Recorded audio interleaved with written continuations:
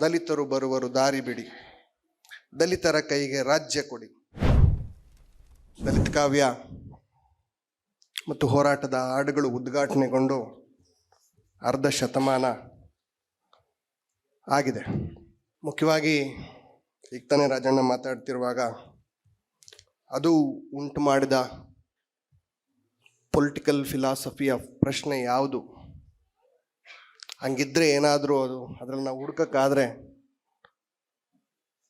ಏನನ್ನ ಹುಡುಕಬಹುದು ಅನ್ನೋದ್ರ ಬಗ್ಗೆ ಅವರು ಸ್ವಲ್ಪ ಕ್ರಿಟಿಕಲ್ ಆಗಿ ಮಾತಾಡಿದ್ದಾರೆ. ನನಗೆ ಎರಡು ನೆಲೆಗಳಲ್ಲಿ ನಾನು ದಲಿತ ಕಾವ್ಯ ಮತ್ತು ಹೋರಾಟದ ಹಾಡುಗಳನ್ನು ಕುರಿತು ಮಾತಾಡೋಕ್ಕೆ ಪ್ರಯತ್ನಿಸ್ತೀನಿ. ಒಂದು, ದಲಿತ ಕಾವ್ಯ ಒಟ್ಟು ಈ ಸಮಾಜವನ್ನು ಕುರಿತು, ತನ್ನ ಸಮುದಾಯದ ಅಸ್ಮಿತೆಯ ಪ್ರಶ್ನೆಗಳನ್ನು ಕುರಿತು ತಾನು ಅಭಿವ್ಯಕ್ತಿಸಿದ ಬಗೆ ಏನು.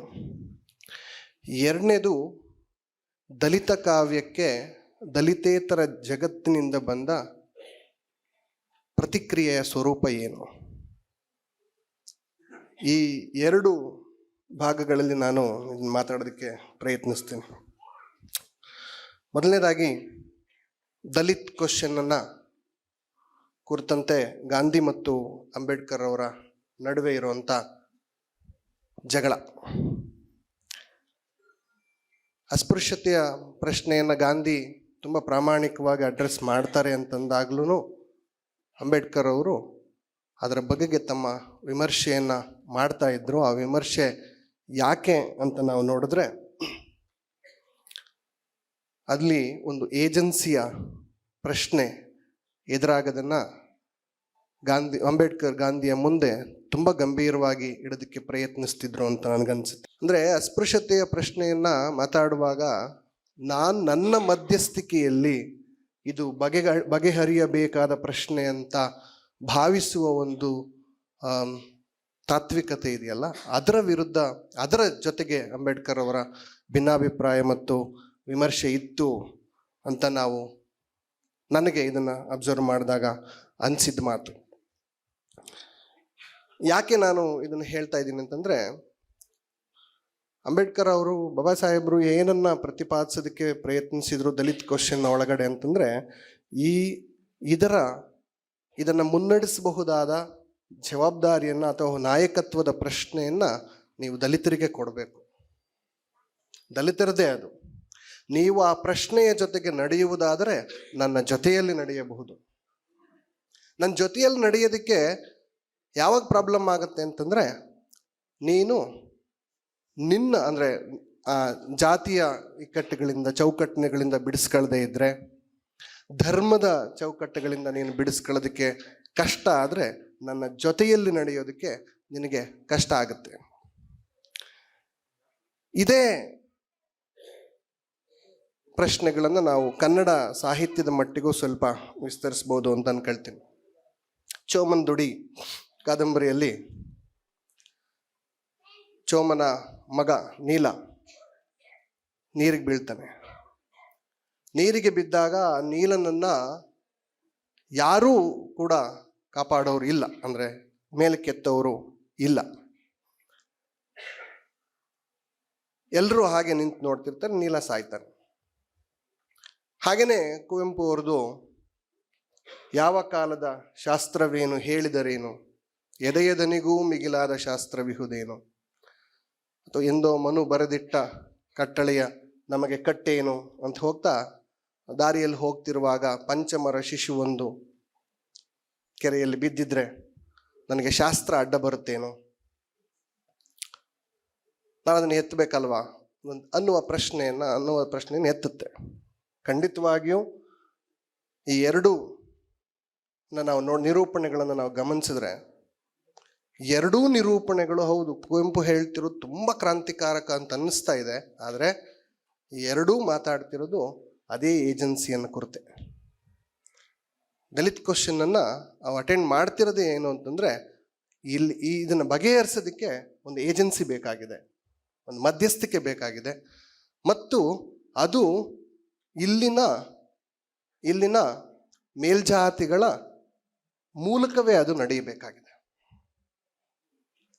ದೇವಯಾರ್ವಿ ಅವರು ಕುವೆಂಪು ಅವ್ರ ಬಗ್ಗೆ ಮಾಡಿದ ತುಂಬ ದೊಡ್ಡ ಕಾಮೆಂಟು, ಪುರೋಹಿತಶಾಹಿಯಿಂದ ಶೂದ್ರಶಾಹಿಯ ಕಡೆಗೆ ಅವ್ರು ನಡೆದ್ರು ಅನ್ನುವ ಪ್ರಶ್ನೆಯನ್ನು ಸ್ವಲ್ಪ ನಾವು ಯೋಚನೆ ಮಾಡಿ ನೋಡಿದ್ರೆ ದೇವಯಾರ್ವಿ ಅವರು ಮುಖ್ಯವಾಗಿ ಯಾವ ಪ್ರಶ್ನೆಯನ್ನು ಕೇಳೋದಕ್ಕೆ ಪ್ರಯತ್ನಿಸಿದ್ರು ಅಂತೇಳಿ ಗೊತ್ತಾಗ್ಬೋದು. ಸೊ ಹಾಗಾಗಿ ಈ ಪ್ರಶ್ನೆ ಇದೆ ಅಂದರೆ ಕನ್ನಡ ಸಾಹಿತ್ಯದ ಒಳಗಡೆ ಈ ಏಜೆನ್ಸಿಯ ಮೂಲಕ ದಲಿತ್ ಕ್ವಶನ್ ಅನ್ನ ಅಡ್ರೆಸ್ ಮಾಡಿದ ಒಂದು ನಿಲುವು ಧೋರಣೆ ಇತ್ತಲ್ಲ, ಆ ಧೋರಣೆಯನ್ನ ದಲಿತ್ ಕಾವ್ಯ ಹೇಗೆ ಎದುರುಗೊಳ್ತು? ದಲಿತ್ ಕಾವ್ಯ ಉದ್ಘಾಟನೆ ಆಗೋದು ಒಂದು ಮೂಳೆಯ ಹಾಡಿನೊಂದಿಗೆ. ಆ ಒಂದು ಮೂಳೆಯ ಹಾಡಿನೊಂದಿಗೆ ಉದ್ಘಾಟನೆಯಾಗುವ ದಲಿತ ಕಾವ್ಯ ಮೊದಲು ಮಾಡಿದ್ದು ಈ ಏಜೆನ್ಸಿಯ ನಿರಾಕರಣೆ. ನನ್ನ ಮಧ್ಯದಲ್ಲಿ ನನ್ನ ಪ್ರಶ್ನೆಯನ್ನು ಮಾತಾಡುವಾಗ ನಾನು ಮಾತಾಡ್ತೀನಿ, ನನ್ನ ಪ್ರಶ್ನೆಯನ್ನು ನಾನು ಕೇಳ್ತೀನಿ, ನನ್ನ ಪ್ರಶ್ನೆಯನ್ನು ನಾನು ನಿವಾರಿಸ್ಕೊಳ್ತೀನಿ, ನನ್ನ ಅಸ್ತಿತ್ವವನ್ನು ಕುರಿತು ನಾನು ಚಿಂತಿಸ್ತೀನಿ, ನಾನು ಬರಿತೀನಿ. ಅದಕ್ಕೆ ಇನ್ನೊಂದರ ಮಧ್ಯಸ್ಥಿಕೆ ಬೇಡ. ಇದು ದಲಿತ ಚಳುವಳಿ ಯಾರು ದಲಿತರು ಅನ್ನೋ ಪ್ರಶ್ನೆಯನ್ನು ಕುರಿತು ಮಾಡಿದ ವ್ಯಾಖ್ಯಾನ ಇದೆಯಲ್ಲ, ಎಲ್ಲ ಜಾತಿಯ ಬಡವರು ದಲಿತರು ಅಂತ ಅದಕ್ಕೆ ವ್ಯಾಖ್ಯಾನ ಮಾಡಿದ ತಕ್ಷಣವೇ ಅದರ ಜೊತೆಗೆ ಎಲ್ಲ ಜಾತಿಯ ಜನರು ನಡೆಯೋದಕ್ಕೆ ಸಾಧ್ಯ ಆಗಿದೆ. ಆದರೆ ಹಲವು ವರ್ಷಗಳ ಕಾಲ ಎಲ್ಲ ಜಾತಿಯ ಜನರೂ ದಲಿತ ಚಳುವಳಿಯ ಜೊತೆಗೆ ಪಾಲ್ಗೊಂಡವರಾಗಿದ್ದಾರೆ ಮತ್ತು ಎಂದಿಗೂ ಕೂಡ ಅಲ್ಲಿ ನಾಯಕತ್ವದ ಪ್ರಶ್ನೆಯನ್ನು, ನನಗೆ ತುಂಬ ಮುಖ್ಯವಾದ ಚಾರಿತ್ರಿಕ ಕಾಲಘಟ್ಟ ಅದು. ನಾಯಕತ್ವದ ಪ್ರಶ್ನೆ ಬಂದಾಗ ಅದನ್ನು ಯಾರು ದಲಿತ ಹಿನ್ನೆಲೆಯಿಂದ ಬಂದಿದ್ರೋ ಅವರಿಗೆ ಮುನ್ನಡೆಸಲು ಬಿಟ್ಟು ಅವ್ರ ಜೊತೆಗೆ ನಡೆದಿದ್ದಾರೆ. ಇದು ಕರ್ನಾಟಕದ ತುಂಬ ವಿಶಿಷ್ಟವಾದ ಚಾರಿತ್ರಿಕ ವಿದ್ಯಮಾನ ಅಂತ ನನಗನ್ಸುತ್ತೆ. ಆದರೆ ಈ ಏಜೆನ್ಸಿಯನ್ನ ದಲಿತ ಕಾವ್ಯ ನಿರಾಕರಿಸ್ತಲ್ಲ, ಈ ಏಜೆನ್ಸಿಯನ್ನ ನಿರಾಕರಿಸಿದಂತಹ ದಲಿತ ಕಾವ್ಯ ಹುಟ್ಟಿದ್ದೇನೆ, ತನ್ನ ಹುಟ್ಟಿನ ಜೊತೆಗೇನೆ ಅದು ಅಂಬೇಡ್ಕರ್ ಚಿಂತನೆಯ ಮೂಲ ಮಾತೃಕೆಯನ್ನು ತನ್ನ ಸಂವೇದನೆಯ ಭಾಗವಾಗಿಸ್ಕೊಂಡಿದೆ ಅನ್ನೋದನ್ನ ನಾವು ಗುರುತಿಸ್ಬೇಕಾಗತ್ತೆ. ಯಾಕೆಂದರೆ ಅಂಬೇಡ್ಕರ್ ಅವರು ಕೂಡ ದಲಿತ್ ಕ್ವಶನ್ ಅನ್ನು ಮಾತಾಡಿದ್ದು ಏಜೆನ್ಸಿಯ ನಿರಾಕರಣೆಯ ಪ್ರಶ್ನೆಯೊಂದಿಗೆ, ದಲಿತ್ ಕಾವ್ಯ ಕೂಡ ದಲಿತ್ ಪ್ರಶ್ನೆಯನ್ನು ಮಾತಾಡಿದ್ದು ಏಜೆನ್ಸಿಯ ನಿರಾಕರಣೆಯ ಮೂಲಕ. ಮತ್ತು ಸಂವಿಧಾನ ಕೂಡ ಯಾವುದೇ ಏಜೆನ್ಸಿಗಳು ವ್ಯಕ್ತಿಯ ಬದುಕಿನ ಒಳಗಡೆ ಭಾಗವಾಗಬಾರ್ದು ಅನ್ನೋದನ್ನು ಹೇಳುತ್ತಲ್ಲ, ಅದರ ಮೌಲ್ಯಗಳ ಜೊತೆಗೂ ಕೂಡ ದಲಿತ್ ಕಾವ್ಯ ಅಸೋಸಿಯೇಟ್ ಆಗಿರೋದನ್ನು ನಾವು ನೋಡೋದಕ್ಕೆ ಸಾಧ್ಯ ಇದೆ. ಮತ್ತು ಇನ್ನೊಂದು ಪ್ರಶ್ನೆಯನ್ನು ನಾವು ಮಾತಾಡ್ಬೋದು. ದಲಿತ ಕಾವ್ಯ ಯಾವ ತಾತ್ವಿಕತೆಯನ್ನು ಕಾಲದ ಎದುರಿಗೆ, ಚರಿತ್ರೆಯ ಎದುರಿಗೆ ಇಟ್ಟಿತು? ಬಾಬಾ ಸಾಹೇಬರು ಸಂವಿಧಾನದ ಅರ್ಪಣೆಯ ಕರಡಿನ ಚರ್ಚೆಯ 3ನೇ ಸಭೆಯೊಳಗಡೆ ಒಂದು ಮಾತನ್ನು ಹೇಳ್ತಾರೆ ಅವರು. ಈ ಪ್ರಜಾಪ್ರಭುತ್ವ ಯಶಸ್ವಿ ಆಗಬೇಕಾದ್ರೆ ರಾಜಕೀಯ ಪ್ರಜಾಪ್ರಭುತ್ವ ಒಂದೇ ಸಾಕಾಗೋದಿಲ್ಲ, ಆರ್ಥಿಕ ಮತ್ತು ಸಾಮಾಜಿಕ ಪ್ರಜಾಪ್ರಭುತ್ವಗಳು ತುಂಬ ಮುಖ್ಯ. ಆದರೆ ಇವು ಮೂರನ್ನು ನಾವು ಯಶಸ್ವಿಗೊಳಿಸ್ಬೇಕಾದ್ರೆ ತುಂಬ ಮುಖ್ಯವಾಗಿ ದೇಶದ ಜನತೆಗೆ ಸಾರ್ವಜನಿಕ ಆತ್ಮಸಾಕ್ಷಿತ್ವ ಅನ್ನೋದೊಂದು ಬರಬೇಕು. ಆ ಸಾರ್ವಜನಿಕ ಆತ್ಮಸಾಕ್ಷಿತ್ವ ಅನ್ನೋದು ಈ ದೇಶದ ಜನರ ಪ್ರಜ್ಞೆಯ ಭಾಗವಾಗದೇನೆ ನಾವು ಈ ಪ್ರಜಾಪ್ರಭುತ್ವವನ್ನು ಯಶಸ್ವಿಗೊಳಿಸಲಾರೆವು ಅನ್ನುವ ಮಾತನ್ನು ಹೇಳ್ತಾರೆ ಅವರು. ಬಹುಶಃ ನಾವು ಈ 50 ವರ್ಷಗಳ ದಲಿತ ಕಾವ್ಯ ಮತ್ತು ಹೋರಾಟದ ಹಾಡುಗಳನ್ನು ನಾವು ತೆರೆದು ನೋಡಿದ್ರೆ, ಮುಂದೆ ಇಟ್ಟು ನೋಡಿದ್ರೆ, ಅದು ಈ ವ್ಯವಸ್ಥೆಯ ಎದುರಿಗೆ ಇಡೋದಕ್ಕೆ ಪ್ರಯತ್ನಿಸಿರುವ ಪ್ರಶ್ನೆಯೇ ಅಥವಾ ತತ್ವವೇ ಈ ಸಾರ್ವಜನಿಕ ಆತ್ಮಸಾಕ್ಷಿತ್ವದ ಪ್ರಶ್ನೆ ಅಂತೇಳಿ ಅನ್ಸುತ್ತೆ. ಆದರೆ ಈ ಕಾವ್ಯವನ್ನ ಅಥವಾ ಈ ಹೋರಾಟದ ಹಾಡುಗಳನ್ನ, ಈ ಸಾಹಿತ್ಯವನ್ನ ಅಪ್ಗೆರೆ ಸೋಮಶೇಖರ್ ಸರ್ ಹೇಳ್ದಾಗೆ ನಾವು ಯಾರ ಜೊತೆಗೆ ಮತ್ತೆ ಮತ್ತೆ ಮಾತಾಡುವ ಸ್ಥಿತಿಯಲ್ಲಿದ್ದೀವಿ ಅಂದರೆ, ಯಾರು ಬಹಿಷ್ಕೃತಗೊಂಡವರೋ, ಯಾರು ಗಾಯಗೊಂಡವರನ್ನ ಜೊತೆಗೇನೆ ಮಾತಾಡುವ ಒಂದು ಬಿಕ್ಕಟ್ಟಿದು. ಇದಕ್ಕೆ ಒಟ್ಟು ಕನ್ನಡ ಬೌದ್ಧಿಕ ವಲಯ ಹೇಗೆ ಸ್ಪಂದಿಸಿದೆ ಅಂತನ್ನೋದನ್ನು ಸುಮ್ಮನೆ ನಾವು ನೋಡಿದ್ರೆ ಇದಕ್ಕೆ ಹಲವು ಬಾರಿ ವಿಮರ್ಶಾ ವಲಯ ಹಲವು ನಿರ್ದೇಶನಗಳನ್ನು ಕೊಟ್ಟಿದೆ. ದಲಿತ ಕಾವ್ಯ ಹೇಗಿರಬೇಕು ಅಂತ ಅನ್ನೋದಕ್ಕೆ ಸುಮ್ಮನೆ ನಾನು ನೋಡ್ತಿರುವಾಗ ಸೂಜಿಗಾತ್ರದ ಕೊಳವೆಯಿಂದ ಮನುಷ್ಯನೊಬ್ಬನ ಹಾಡು, ಸುಬ್ಬಣ್ಣ ಅವರ ಈ ಕವನ ಸಂಕಲನದ ಮುನ್ನುಡಿಯನ್ನು ಸುಮ್ಮನೆ ಗಮನಿಸ್ತಿದ್ದೆ. ಅದರೊಳಗೆ ಅದನ್ನು ನೇರವಾಗಿ ನಾನಿಲ್ಲಿ ಓದ್ತೀನಿ. ಬಹುತೇಕ ದಲಿತ ಹೋರಾಟಗಾರರಂತೆ ಅಂಬೇಡ್ಕರ್ ವಾದದಲ್ಲಿ ಅದ್ದಿ ತೆಗೆದಂತಿರುವ ಸುಬ್ಬು ಬರೆದ ಪದ್ಯಗಳಲ್ಲಿ ಅಂಬೇಡ್ಕರ್ ಅಬ್ಬರದಲ್ಲೇನು ಕಾಣಿಸಿಕೊಳ್ಳುವುದಿಲ್ಲ. ಸೊ ಇದು ನಿರ್ದೇಶನ. ಇದು ಅಂದ್ರೆ ಅಬ್ಬರದಲ್ಲಿ ಕಾಣಿಸಿಕೊಳ್ಳಬಾರದು ಅಂತ ಕನ್ನಡದ ಬೌದ್ಧಿಕ ಜಗತ್ತು ನಿರೀಕ್ಷಿಸ್ತಾ ಇದೆ ದಲಿತ ಕಾವ್ಯದ ಕಾವ್ಯವನ್ನ. ಈಗ ತಾನೇ ರಾಜಣ್ಣ ಅವರು ಹೇಳಿದ್ರು, ಅದು 2000 ನಂತರದಲ್ಲಿ ಅದು ತನ್ನ ರಾಜಕೀಯ ಪ್ರಶ್ನೆಗಳನ್ನ ಬಿಟ್ಕೊಟ್ಬಿಡ್ತು, ಆಧ್ಯಾತ್ಮದ ಕಡೆಗೆ ಚಲಿಸ್ಬಿಡ್ತು ಅಂತ. ಬಹುಶಃ ಆ ರೀತಿಯ ಒಂದು ಸ್ಥಿತಿಯಂತ್ರ ನಡೆದಿದ್ರೆ ಅದು ಕನ್ನಡದ ಬೌದ್ಧಿಕ ವಲಯದಿಂದ ಬಂದ ಒತ್ತಾಯವೂ ಆಗಿದೆ ಅಂತ ಅನ್ನೋದನ್ನು ನಾವು ಗಮನಿಸ್ಬೇಕು ಅಂತ ಅನ್ಸುತ್ತೆ. ಹಾಗೇನೆ ಅಂದ್ರೆ ಈ ಒತ್ತಾಯ ಹೆಂಗಿದೆ ಅಂದ್ರೆ, ದಲಿತ ಕಾವ್ಯ ಅಥವಾ ದಲಿತ ಸಾಹಿತ್ಯ ಮಾತಾಡೋದಾದ್ರೆ, ತನ್ನ ಪ್ರಶ್ನೆಗಳನ್ನು ಕೇಳೋದಾದ್ರೆ ತುಂಬ ಪಿಸುದನಿಯಲ್ಲಿ ಅದು ಮಾತಾಡಬೇಕು. ಪಿಸುದನಿಯಲ್ಲಿ ಮಾತಾಡಿದ್ರೆ ಅದು ಹೆಚ್ಚು ತಟ್ಟುತ್ತೆ ಮತ್ತು ಪರಿಣಾಮಕಾರಿಯಾಗಿರುತ್ತೆ ಆಗುತ್ತೆ ಅನ್ನುವುದು ಕನ್ನಡದ ಬೌದ್ಧಿಕ ವಲಯದ ನಿರ್ದೇಶನ ಬಹುಶಃ ದಲಿತ ಕಾವ್ಯಕ್ಕೆ ಆಗಿದೆ. ಹಾಗೇನೆ ಅದೇ ಮುನ್ನುಡಿಯಲ್ಲಿ ಮುಂದುವರಿತಾ ಇನ್ನೊಂದು ಮಾತು ಬರುತ್ತೆ. ದಲಿತ ಕಾವ್ಯದ ಮೊದಲ ಹಂತದ ದಲಿತರು ದುಃಖವನ್ನು ವೈಭವೀಕರಿಸಿ ಸರಳ ಹಾಡುಗಳ ಜಾಲವನ್ನ ನೇಯ್ದರು ಅಂತ. ಅಂದ್ರೆ ಇದು ಹೊರಗಿನಿಂದ ಬಂದ ಕಾಮೆಂಟ್ ಇದು ದಲಿತ ಕಾವ್ಯಕ್ಕೆ. ದಲಿತ ಕಾವ್ಯದ ಮೊದಲ ಹಂತದ ದಲಿತರು ಹೆಂಗೆ ಅಂದ್ರೆ ದುಃಖವನ್ನ ವೈಭವೀಕರಿಸಿದ್ರು. ದುಃಖವನ್ನ ವೈಭವೀಕರಿಸಿದ್ದೋ ಅಥವಾ ಇದ್ದ ದುಃಖದ ತೀವ್ರತೆಯನ್ನ ಕಾಣಲಾಗದ ಪ್ರಜ್ಞೆಯೋ? ಈ ಪ್ರಶ್ನೆ ನಾವು ಬಹುಶಃ ಮತ್ತೆ ಕೇಳಬೇಕಾಗತ್ತೆ. ದುಃಖವನ್ನ ವೈಭವೀಕರಿಸಿ ಬರೆದದ್ದ ಇದು, ಅಥವಾ ಅಲ್ಲಿದ್ದ ದುಃಖದ ತೀವ್ರತೆಯನ್ನ ನಾವು ಅಥವಾ ಅರಿಯಲು ಸಾಧ್ಯವಾಗದೇ ಇರುವಂತಹದ್ದ ಇದು ಅನ್ನುವಂಥದ್ದನ್ನ ಕೇಳ್ಕೊಳ್ಬೇಕಾಗತ್ತೆ. ಇದು ಮುಖ್ಯವಾಗಿ D.R. ನಾಗರಾಜ್ ಅವರು ಸಿದ್ಧಲಿಂಗಯ್ಯನವರ ಕಾವ್ಯದ ಬಗೆಗೆ ಬರಿತಾ ಅವರು ಒಂದು ಮಾತು ಬರೀತಾರೆ, ಉತ್ಪ್ರೇಕ್ಷಾಲಂಕಾರದ ಚಕ್ರವರ್ತಿ ಅಂತ. ಮತ್ತು ಅದರೊಳಗಡೆ ಅವರು ಚರ್ಚೆ ಮಾಡ್ತಾ ಹೋಗ್ತಾನೆ. ಅಂದ್ರೆ ಅಲ್ಲಿನ ಆಕ್ರೋಶ ಮತ್ತು ದುಃಖ ಎರಡನ್ನೂ ಇಷ್ಟು ಚೆನ್ನಾಗಿ ಉತ್ಪ್ರೇಕ್ಷಾಲಂಕಾರದ ರೀತಿಯಲ್ಲಿ ಬರೆಯುವ ಮತ್ತು ಅಷ್ಟೇ ಪರಿಣಾಮವನ್ನು ಉಂಟು ಮಾಡುತ್ತೆ. ವೈಯಕ್ತಿಕವಾಗಿ ಓದ್ಕೊಂಡಾಗ ಏನನ್ಸುತ್ತೋ ಗೊತ್ತಿಲ್ಲ, ಆದರೆ ಸಾರ್ವಜನಿಕವಾಗಿ ಓದಿದಾಗ ಯಾವ ವ್ಯಕ್ತಿಯು ಇದಕ್ಕೆ ಪ್ರತಿಕ್ರಿಯಿಸದೆ ಇರಲಾರ ಅನ್ನುವ ಮಾತನ್ನ D.R. ನಾಗರಾಜ್ ಅವರು ಬರೀತಾರೆ. ಆದರೆ ಈ ಕಳೆದ 50 ವರ್ಷಗಳಲ್ಲಿ ದಲಿತ ಕಾವ್ಯ ಏನೆಲ್ಲ ಪ್ರಶ್ನೆಗಳನ್ನ ಕೇಳಿದೆಯಲ್ಲ, ಒಂದು 25 ವರ್ಷ ಅದು ಕೇಳಿದ ಪೊಲಿಟಿಕಲ್ ಪ್ರಶ್ನೆಗಳನ್ನು, ದಲಿತರು ಬರುವರು ದಾರಿ ಬಿಡಿ, ದಲಿತರ ಕೈಗೆ ರಾಜ್ಯ ಕೊಡಿ.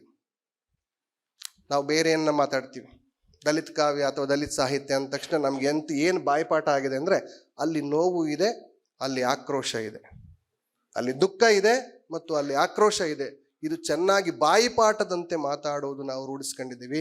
ನಿಜವಾಗಿಯೂ ದಲಿತರು ಬರುವರು ದಾರಿ ಬಿಡಿ, ದಲಿತರ ಕೈಗೆ ರಾಜ್ಯ ಕೊಡಿ ಅಂತ ಅದು ಕೇಳಿದ ರಾಜಕೀಯ ಪ್ರಶ್ನೆಯನ್ನ ಕನ್ನಡದ ಬೌದ್ಧಿಕ ಜಗತ್ತಾಗ್ಲಿ ಅಥವಾ ಕನ್ನಡದ ವ್ಯವಸ್ಥೆ ಹೇಗೆ ನಿರ್ವಹಿಸೋದಕ್ಕೆ ಅದಕ್ಕೆ ಸಾಧ್ಯ ಆಗಿದೆ ಅಥವಾ ಈ ಪ್ರಶ್ನೆಯನ್ನ ಪಕ್ಕಕ್ಕೆ ಸರಿಸ್ತಾ? ಯಾಕೆ ದಲಿತ ಕಾವ್ಯದ ಒಳಗಡೆ ಇರುವ ದುಃಖವನ್ನ ಮತ್ತು ಆಕ್ರೋಶವನ್ನ, ಸಾಮಾಜಿಕ ಆಕ್ರೋಶವನ್ನ ತುಂಬಾ ಸೂಕ್ಷ್ಮವಾಗಿ ಗಮನಿಸಬಲ್ಲಂತ ನಾವು ಅದರ ರಾಜಕೀಯ ಪ್ರಶ್ನೆಯನ್ನ ಯಾಕೆ ನಿರಾಕರಿಸಿದ್ವಿ? ಸೊ ಈ ಪ್ರಶ್ನೆಯನ್ನ ನೋಡಕ್ ಹೋದಾಗ ಮತ್ತೆ ನೋಡಿ, ಅದು ಈ ಗಾಂಧಿ ಮತ್ತು ಅಂಬೇಡ್ಕರ್ ಪ್ರಶ್ನೆ ಬಂದಾಗ, ಸೊ ಅದೇ ಮುನ್ನುಡಿಯನ್ನು ನಾನು ಆ ಪದ್ಯವನ್ನು ಆಮೇಲೆ ಓದಿದೆ, ಬಹುಶಃ ನನಗೆ ಅರ್ಥ ಆಗಿದ್ದನ್ನು ಆಮೇಲೆ ನಾನು ಹೇಳ್ತೀನಿ. ಸುಬ್ಬುವಿನ ಈ ಪ್ರಯತ್ನದಲ್ಲಿ ಲಂಕೇಶರ ಗದ್ಯದ ಚಿಂತನೆ ಹಾಗೂ ಅವರ ಕಾವ್ಯ ಕೂಡ ಅವನ ನೆರವಿಗೆ ಬಂದಿದೆ. ಗಾಂಧಿ ಹಾಗೂ ಅಂಬೇಡ್ಕರ್ ನಡುವಣ ತಾತ್ವಿಕ ಭಿನ್ನಾಭಿಪ್ರಾಯಗಳನ್ನೇ ದೊಡ್ಡದಾಗಿಸಿ ಹಿಗ್ಗುವವರ ನಡುವೆ ಇರುವ ಸುಬ್ಬುವನ್ನು ಗಾಂಧಿ ಸ್ಪರ್ಶಿಸಿರುವುದು ಕೂಡ ಲಂಕೇಶರ ಒಡನಾಟದಿಂದಲೇ. ಸುಬ್ಬುವಿನ ಗಾಂಧೀಜಿಯನ್ನು ಪ್ರೀತಿಸಲಾರದವರು ಎಂಬ ಪದ್ಯ ಓದಿ ನನಗೆ ಖುಷಿಯಾಯಿತು. ದಲಿತ ಕಾವ್ಯ ಯಾವತ್ತೂ ಗಾಂಧಿಯನ್ನು ನಿರಾಕರಿಸಿಲ್ಲ, ಆದರೆ ಗಾಂಧಿಯನ್ನು ಹೇಗೆ ಕಾಣಲು ಪ್ರಯತ್ನಿಸಿದೆ ಅದು ಅಂತ ಅನ್ನೋದಕ್ಕೆ ಸುಬ್ಬಣ್ಣ ಅವರ ಈ ಪದ್ಯ ಬಹುಶಃ ನನಗೆ ಒಳ್ಳೆಯ ಉತ್ತರ ಅಂತ ಅನ್ಕೊಳ್ತೀನಿ. ಪದ್ಯದ ಹೆಸರು ಗಾಂಧೀಜಿಯನ್ನು ಪ್ರೀತಿಸಲಾರದವರು. ಗಾಂಧೀಜಿಯವರು ಗಾಂಧೀಜಿ ಆಗಿದ್ದರು. ಅವರು ಗಾಂಧೀಜಿ ಆಗಿದ್ದರು ಎಂದೇ ನಾನು ಪ್ರೀತಿಸುತ್ತೇನೆ, ಮಹಾತ್ಮರೆಂದಲ್ಲ. ಅವರು ಮನುಷ್ಯರಾಗಿದ್ದು ಗುಬ್ಬಚ್ಚಿಯಾಗಿ ಗೂಡು ಕಟ್ಟಿದ್ದಕ್ಕೆ ನಾನು ಪ್ರೀತಿಸುತ್ತೇನೆ, ಪಿತಾಮಹರೆಂದಲ್ಲ. ಇಡೀ ದೇಹ ಮುಪ್ಪಾಗಿದ್ದರೂ ಉಪ್ಪಿನ ಮಹಾಸಾಗರದಿಂದ ಮರಳು ದಂಡೆಯನ್ನು ದಾಟಿದ ಒಂಟಿ ಕೋಲಿನ ಗುರುತುಗಳಿಗಾಗಿ ನಾನು ಪ್ರೀತಿಸಿದ್ದು, ಬಾಪೂಜಿ ಎಂದು ಬಾಯಿ ತುಂಬಿಕೊಂಡಿದ್ದು ಗುಣಗಾನಕ್ಕಲ್ಲ, ಗೌರವಕ್ಕಾಗಿ. ಆಫ್ರಿಕಾದಲ್ಲಿ, ಇಂಡಿಯಾದಲ್ಲಿ ಮಾಂಸ ಕಂಡ ರಕ್ತನಾಳಗಳನ್ನು ಒಂದಾಗಿಸಿ ಉಸಿರಾಡಿದ್ದಕ್ಕೆ ಮೋಹನದಾಸ ಕರಮಚಂದ ಗಾಂಧಿಯನ್ನು ಪ್ರೀತಿಸಿದ್ದು, ನಾಡಿನ ಸತ್ಯ ಹರಿಶ್ಚಂದ್ರ ನೋಡಿ ಅತ್ತದ್ದಕ್ಕೆ. ಅಂದರೆ ಗಾಂಧಿಯವರು ತೀರ್ಕೊಂಡಾಗ ಬಾಬಾ ಸಾಹೇಬರು ಹೇಳುವ ಮಾತು ಕೂಡ ಇದೇನೆ, ಮಹಾತ್ಮ ಸತ್ತ, ಮನುಷ್ಯ ಉಳಿದ. ದಲಿತ ಸಾಹಿತ್ಯ, ದಲಿತ ಫಿಲಾಸಫಿ ಗಾಂಧಿಯನ್ನು ಒಬ್ಬ ಮಹಾತ್ಮನಾಗಿ ಉಳಿಸಿಕೊಳ್ಳುವುದಕ್ಕೆ ಅದಕ್ಕೆ ಆಸಕ್ತಿ ಇಲ್ಲ, ಆದರೆ ಒಬ್ಬ ಮನುಷ್ಯನಾಗಿ ಗಾಂಧೀಜಿಯ ಕೆಲಸವನ್ನು ಗೌರವಿಸುವುದಕ್ಕೆ ಅದಕ್ಕೆ ಯಾವ ಅಡ್ಡಿಯೂ ಇಲ್ಲ. ಆದರೆ ಇವತ್ತಿಗೂ ದಲಿತ ಸಾಹಿತ್ಯದ ಮೇಲೆ, ದಲಿತ ಬೌದ್ಧಿಕತೆಯ ಮೇಲೆ ಇರುವ ತುಂಬ ದೊಡ್ಡ ಪ್ರಶ್ನೆ ಏನು ಅಂದರೆ, ಅದು ಗಾಂಧಿಯನ್ನು ನಿರಾಕರಿಸುತ್ತದೆ, ಗಾಂಧಿಯನ್ನು ಟೀಕಿಸುತ್ತದೆ ಅನ್ನುವುದು ಆಗಿದೆ. ಸೊ ಹಾಗಾಗಿ ಇಷ್ಟು ಪ್ರಶ್ನೆಗಳನ್ನು ಯೋಚನೆ ಮಾಡಿದ್ರೆ, ಹಾಗಾದರೆ ಇಂತಹ ಕನ್ನಡದ ಬೌದ್ಧಿಕ ವಲಯದ ನಿರ್ವಹಣೆಯ ಜೊತೆಗೆ ಅಥವಾ ಕನ್ನಡದ ಪರಂಪರೆಯ ಜೊತೆಗೆ, ಕಾವ್ಯ ಪರಂಪರೆಯ ಜೊತೆಗೆ ಅಥವಾ ಸಾಹಿತ್ಯ ಪರಂಪರೆಯ ಜೊತೆಗೆ ದಲಿತ ಕಾವ್ಯ ಅಥವಾ ಹೋರಾಟದ ಹಾಡುಗಳು ಯಾವ ಬಗೆಯ ಸಂಬಂಧವನ್ನು ಸಾಧಿಸಿದವ ಇದೆಯಾ ಅಥವಾ ಸಂಬಂಧನ ಮುರಿದುಕೊಂಡಿದವ, ಕಳಚಿಕೊಳ್ಳಲಾಗಿದೆಯಾ ಅಂತ ನೋಡಿದ್ರೆ ಅದು ಬಹುಶಃ ಆ ಪ್ರಶ್ನೆ ಅತ್ಯಂತ ಕ್ರಿಟಿಕಲ್ ಆದ ಒಂದು ಸಂಬಂಧವನ್ನು ಸಾಧಿಸಿದೆ. ಆ ಕ್ರಿಟಿಕಲ್ ಆದಂತಹ ಸಂಬಂಧ ಹೆಂಗಿದೆ ಅಂತಂದರೆ, ಚೋಮನ ದುಡಿಯ ಒಳಗಡೆ ಇರುವ ಏಜೆನ್ಸಿಯನ್ನು, ಯಾವ ಕಾಲದ ಶಾಸ್ತ್ರ ಏನು ಹೇಳಿದೆ ಅನ್ನುವುದರ ಒಳಗಡೆ ಇರುವ ಏಜೆನ್ಸಿಯನ್ನು ಅದು ತಾನು ನಿರಾಕರಿಸಿ ತನ್ನದೇ ಧ್ವನಿಯನ್ನು ತಾನು ಮಾತಾಡಬಲ್ಲಂತಹ ಒಂದು ಸಂಬಂಧವನ್ನು ಕನ್ನಡದ ಪರಂಪರೆಯ ಜೊತೆಗೆ ಕಟ್ಟಿದೆ. ಸೊ ಸಮಯ ಮೀರಿದೆ ಅನ್ನೋ ಕಾರಣಕ್ಕಾಗಿ ನಾನು ನಿಲ್ಲಿಸ್ತೀನಿ. ನಮಸ್ಕಾರ.